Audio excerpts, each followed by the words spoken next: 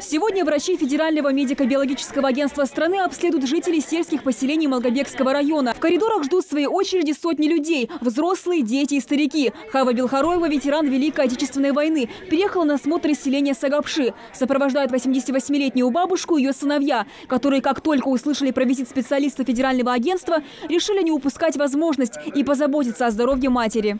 Терапевт мы прошли, урологу, кардиологу, лор-врач, желудок у него, вот желудок тоже проблемы есть, и урологу тоже написали лечение, и кардиологу тоже, сердце тоже надо подлечить.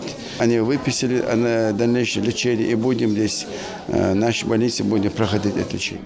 За последние 4 дня травматологи, окулисты, кардиологи, педиатры, неврологи и другие врачи узких специальностей уже осмотрели свыше 3000 пациентов. Прием ведется с 9 утра до 6 вечера, но порой приходится задерживаться, делятся специалисты. Ведь такого количества желающих пройти диспансеризацию они давно не видели. Очередь выстроилась и в кабинет окулиста. У Мадины Дзейтовой давно слезятся и краснеют глаза, и даже есть подозрение на катаракты. Сегодня ее опасения не подтвердились, но был поставлен другой диагноз и выписано лечение.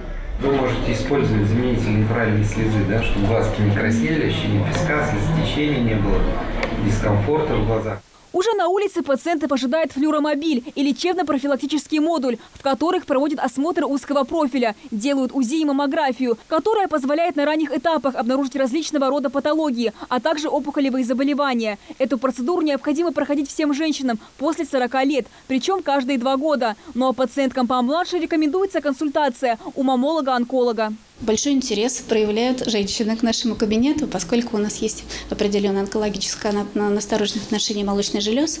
Сейчас по предварительным данным за 3 прошедших дня были выявлены около, наверное, 8 пациенток с подозрением на злокачественную опухоль.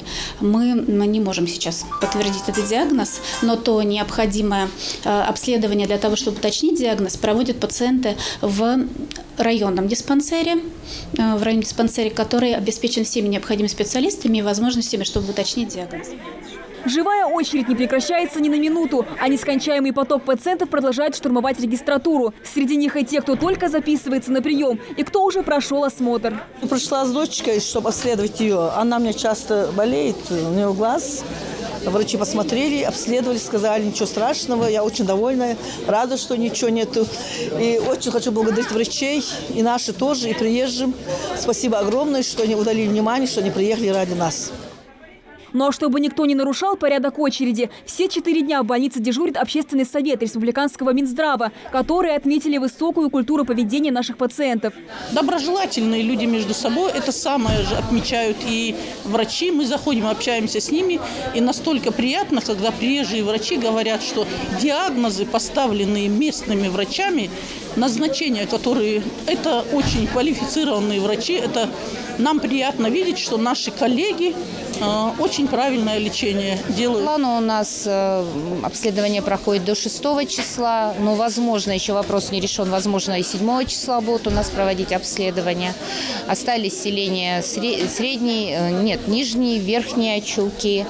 Масштабная диспансеризация населения завершится 23 апреля. За это время столичные специалисты планируют посетить все населенные пункты Ингушетии. Альмина Бокова, Рахман Суров, Новости 24.